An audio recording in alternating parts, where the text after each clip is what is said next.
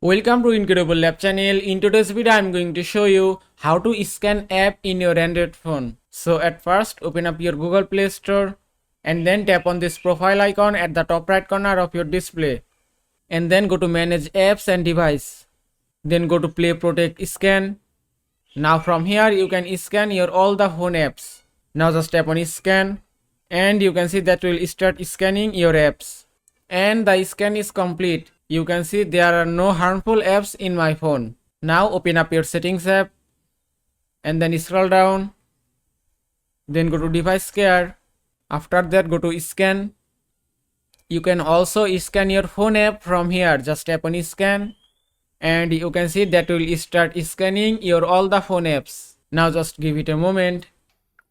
And the scan is complete. You can see there are no harmful apps in my phone. And that is how you can scan app in your Android phone. I hope this video was helpful. If it was, please give it a thumbs up and don't forget to subscribe.